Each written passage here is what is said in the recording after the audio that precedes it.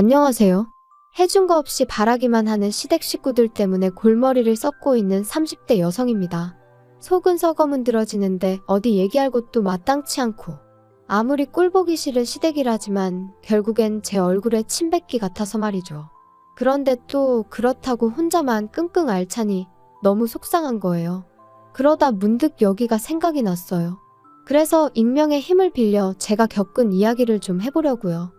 가벼운 마음으로 아는 동생이 하소연한다 생각하고 들어주세요. 남편과는 지인의 소개로 만났습니다. 사실 소개팅에는 영 흥미가 없던 저였는데 지인이 자기가 느낌이 온다며 한 번만 만나보라고 어찌나 성하던지 몇 번의 거듭된 설득에 나간 자리였어요. 그리고 그렇게 제가 소개팅 자리를 꺼려했던 이유는 제가 어디 못나서도 그렇다고 낯을 가려서도 아니었고 사실 저에게는 파혼이라는 트라우마가 있었거든요.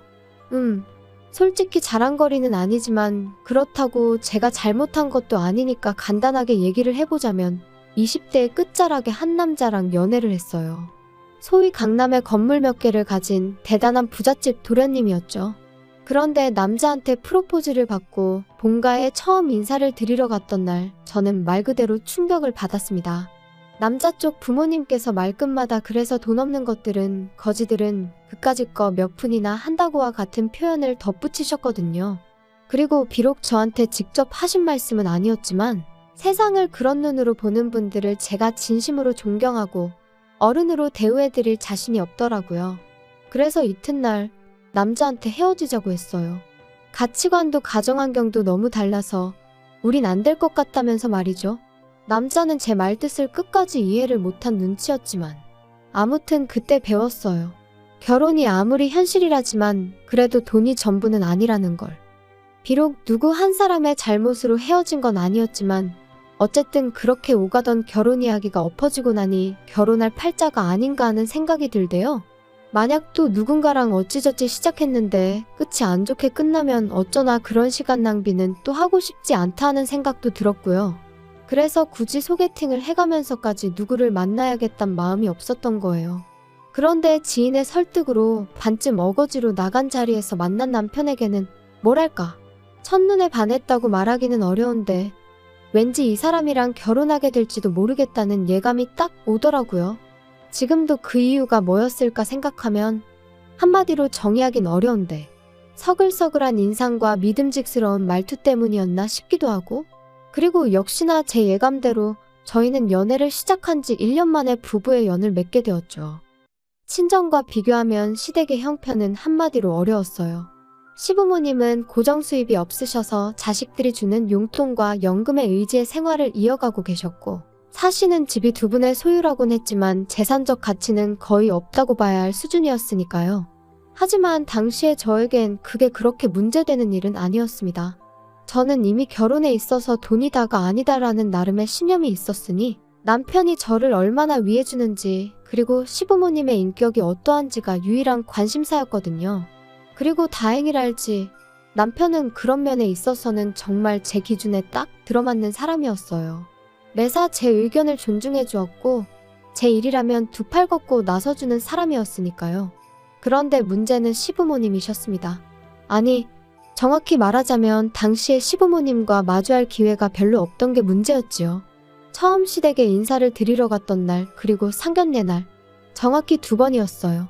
그리고 그 2번 다 제 나름대로 두 분을 파악해보려고 했지만 동시에 어쨌든 제 자신도 괜찮은 며느리감인 걸 어필하려고 노력하다 보니 제대로 판단 미스를 해버렸거든요.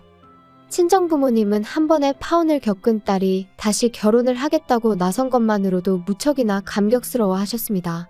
그래서 친정부모님도 저와 마찬가지로 남편 쪽 사정을 크게 문제 삼지 않으셨지요.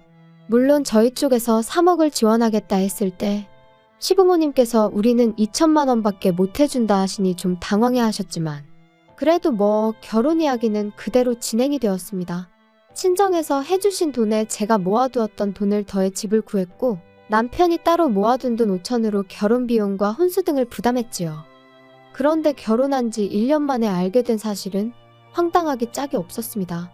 시부모님께서 해주셨다는 2천만 원을 알고 보니 남편이 제 뒤에서 몰래 갚아드리고 있었으니까요. 게다가 설상가상으로 남편이 기껏 한다는 소리가 사실 자기는 결혼할 때 비록 반지하에서 시작하더라도 양쪽 부모님들께 손을 벌리고 싶지는 않았답니다. 그런데 저희 친정부모님이 워낙 완강히 도움을 주시겠다 하시니 자기가 시부모님한테 부탁을 드렸었대요. 아들 체면을 생각해서라도 얼마라도 좀 보태달라면서 말이죠. 그리고 며칠 뒤 시부모님이 2천을 만들어주셔서 정말 감사한 마음이었는데 결혼하고 얼마 지나지 않아 시부모님이 남편을 따로 불러 그 2천만 원을 갚으라고 하시더랍니다. 참고로 남편은 대학교 1학년 때부터 시부모님께 매달 30이고 50이고 보내드렸대요. 군대 갔을 때를 제외하곤 한 번도 빼먹지 않고 말이죠. 그런데 그런 아들이 장가를 가는데 2천이 적다는 건 아닙니다만 그래도 굳이 그 2천까지 갚으라고 하셨다니 정말 듣는 내내 속상했어요. 아무튼 남편 말이 그래도 어쨌든 자기 부모님이니 그런 이야기를 저에게 하기가 참으로 쪽팔리더랍니다. 그래서 어떻게든 자기 선에서 해결을 해보려고 했다는데 그런 남편에게 제가 무슨 말을 해줄 수가 있었겠어요? 그저 안타까운 마음뿐이었지요. 게다가 남편이 그렇게 소가리를 하는 동안 시부모님께선 걸핏하면 없는 형편에도 있는 힘껏 도와주신 거라며 생색을 참으로 많이 내셨거든요. 그래서 조금 의외의 행동을 하신다던가 까놓고 말해서 정말 실망스러운 모습을 보이셨을 때도 어떻게든 좋은 쪽으로 생각하고 존중해드리려고 했는데 더는 그렇게 생각하긴 어렵겠다 싶더라고요. 그런데 문제는 그게 다가 아니었어요. 그러한 속사정을 알게 된 이후로도 남편이 하도 간곡히 부탁하여 시부모님께는 차마 티도 내지 못하는 상황이었는데 그러나 나중에 아버님이 연락을 해오셨습니다. 다가오는 주말에 집에 한번 오라고 할 이야기가 있다 하시면서요. 그래서 며칠 뒤 약속한 시간에 맞춰 시댁에 도착하니 집으로 오라 하셨을 땐 언제고 어느새 외출 준비를 끝내신 채로 저희를 기다리고 계시대요. 그리고는 한우가 드시고 싶다며 집 근처에 생긴 고깃집으로 가자고 하셨지요. 솔직히 그런 식으로 처음 당하는 것도 아니라 놀랄 것도 없었지만 그날은 너무 짜증이 나는 거예요. 그리고 말이 나왔으니 말인데 사실 사람들이 다 성격도 다르고 스타일도 다르고 해놓고 사는 것도 다르고 그러니까 비교하면 안 되는 거 저도 정말 잘 알아요. 하지만 친정부모님은 저희 부부를 만나면 뭐라도 하나 더 해주고 싶어 하시고 도와주고 싶어 하셨던 반면 시부모님은 어째서인지 하나라도 더 받아내려 하시고 가져가려 하시는 게 막말로 제가 무슨 성인군자도 아니고 그날만큼은 정말이지 적당히 하시라고 소리라도 지르고 싶더라니까요. 넷이서 식사하고 47만 원이란 금액을 결제했습니다. 남편이 제 눈치를 살살 보면서 카드를 내미는데 속에서 부글부글 막말로 그 47만 원 없다고 저희 부부가 어떻게 되는 거 아니고 시부모님 말씀대로 저희가 어디 가서 벽돌 나르며 생고생해서 버는 돈은 아니지만 그래도 그렇지 정말 너무하단 생각밖에 안 들었어요. 그런데 그런 와중에 저희 어머님이 요 근처에 새로 생긴 라이브 카페가 있다며 거길 가자 하시더라고요. 그리고 도착한 카페에서 아버님이 말문을 여셨습니다. 너는 언제까지 그 똥차를 끌고 다니려고 그러냐? 니네 부모는 뭐라 안 하든 그 웬만하면 한 대 새로 뽑아달라고 해라. 포만나게 그게 뭐야? 폼내고 다닐 일이 없어서 괜찮아요. 행색이 초라하면 사람들이 깔봐. 그래서 나도 차 샀다. 네? 아버님이 차를 사셨다고요? 갑자기 무슨 차를 사셨다는 거예요? 나도 죽기 전에 좋은 차 한번 타보고 싶어서 샀다. 그래서 요새 뭐 쟤 어쩌고 하는 차 계약했지. 너네 결혼할 때 보니까 네 애비도 그 차더만. 네?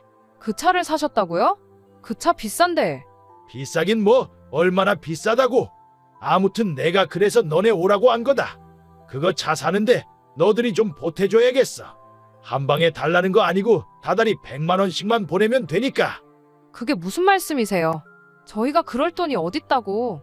아무튼 안 돼요. 못 보내드려요. 그리고 아버님, 차라는 게 사면 유지비도 얼마나 많이 드는지 아세요?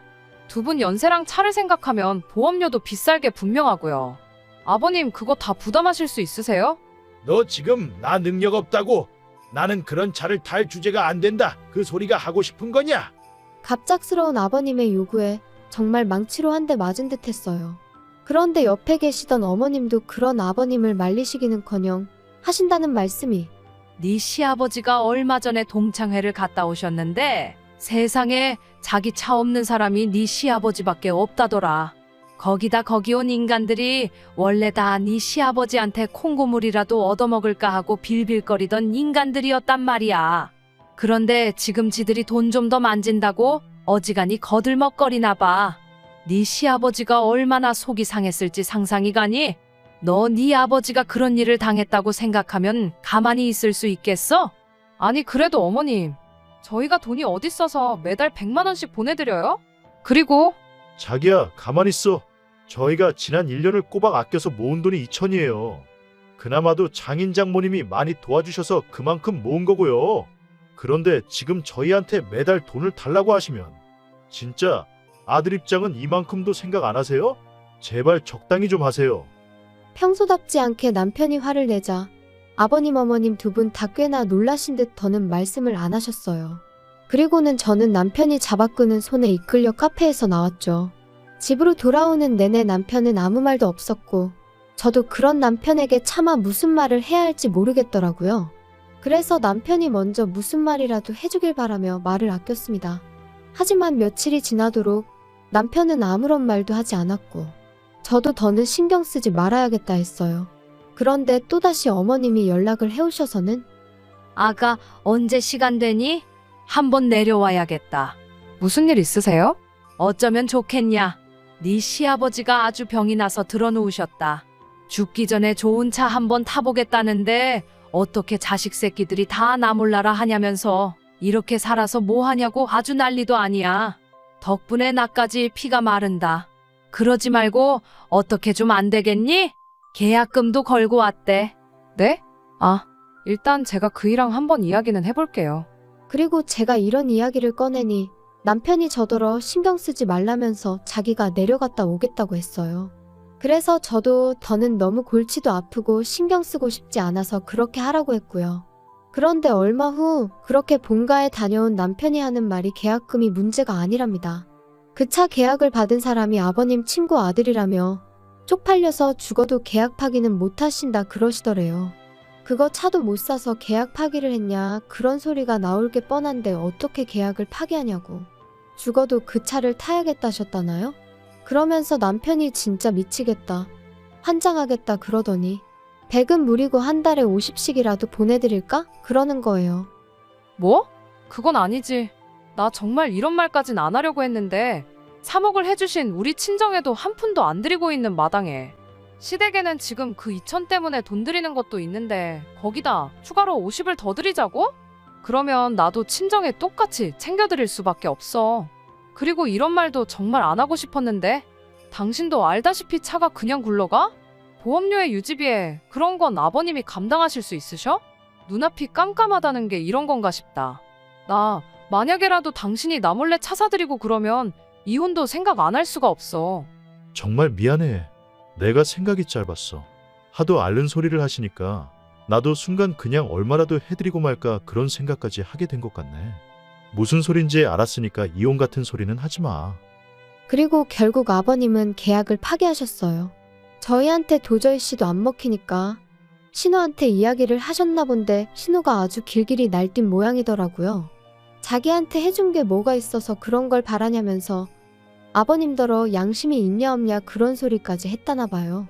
그리고 아버님은 아버님대로 그런 신우한테 EX 저X 해가며 쌍욕을 하셨고, 하지만 어쨌든 뭐 결국 차를 사준다는 자식이 없으니 별 수 있으셨겠어요? 계약 해지했다, 속이 시원하냐고 전화로 어찌나 고함을 치시던지. 그런데 끝난 줄 알았던 아버님의 억지는 거기서 끝이 아니었습니다. 그 일이 있고 반년이 흘러 지난 가을이었어요. 친정 부모님 댁이 누수 문제로 리모델링에 들어가게 되면서 저희 집에 며칠 와 계시게 되셨거든요. 그런데 그렇게 와 계신 지 3일째 되던 날 아버님이 연락도 없이 저희 집에 오셨습니다. 다들 놀랐죠. 제가 무슨 일로 오셨냐니까 아버님 말씀이 뭐 그냥 오다 가다 들리셨다는데 오다 가다 들릴 거리도 아니고 아무튼 말이 안 되는 상황이었어요. 하지만 일단 오셨으니 들어오시라 했습니다. 그리고 그렇게 같이 점심을 먹게 되었는데 솔직히 얼마나 편한 사이라고 화기애애한 이야기가 오갔겠어요. 그냥 간단히 서로 안부 묻고 하시는 일은 잘 되시냐 그런 이야기 좀 오가고 식사를 마치고 차랑 과일을 내가려는데 아버님께서 갑자기 볼 일이 생각나셨다며 자리에서 일어나셨습니다.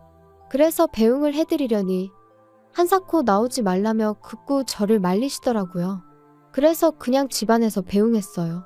그리고 아버님이 떠나시고 얼마 지나지 않아 친정아버지께서도 근처에서 지인분과 약속이 있으시다며 자리에서 일어나시더라고요. 그런데 아니, 앞만 찾아도 차키가 없어졌다고 그러시는 거예요. 어머니랑 저는 잘 좀 찾아보시라고, 집안에 있던 차키가 어디 갔겠냐고. 그리고 그때부터 온 집안을 샅샅이 뒤졌는데 정말 차키의 발이라도 달렸는지 도무지 못 찾겠더군요. 그래서 혹시 주차하고 차 주변에 흘린 거 아니냐 해서 집 밖으로 나왔는데, 아니, 아파트 단지를 몇 바퀴를 돌아도 아버지 차가 안 보이는 게, 미치고 팔짝 뛴다는 게 이런 건가 싶은 거예요. 그래서 결국 일단 신고부터 하자 해서 경찰서에 차 도난 신고를 했습니다. 그리고 바로 다음 날이었어요. 친정부모님과 아침 식사를 마치고 어디 모시고 바람이나 쐬고 올까 하는 와중에 모르는 번호로 연락이 와서 받으니 경찰이었습니다. 저희 아버지 차를 찾았다면서 일단 경찰서로 오라고 하더라고요. 그리고 그렇게 찾은 경찰서에는 다름 아닌 시아버지께서 초조한 얼굴을 하고 계셨지요. 아버님이 여기 왜 계세요? 아니, 이게 다 무슨 일이에요? 아버지 설마 장인어른 차를 가져가신 거예요? 아는 분이세요? 이분이 어제 도난 신고된 김영수 씨 차량으로 과속하다 경찰에 잡혔습니다. 네? 아버님, 도대체 왜 그러셨어요? 아버지, 사돈 차를 보고 나니까 그냥 갑자기 성질도 나고, 이게 다 니들이 차를 안 사줘서 그런 거 아니냐? 에이씨, 재수가 없으려니까. 어르신, 말씀을 그렇게 하시면 안 되죠. 지금 이거 범죄예요. 범죄. 친정부모님은 그런 아버님의 뻔뻔한 태도에 혀를 내두르셨지만 그렇다고 사돈을 상대로 뭘 어쩌겠냐 하시며 그렇게 일단 저희 아버님은 풀려나셨어요.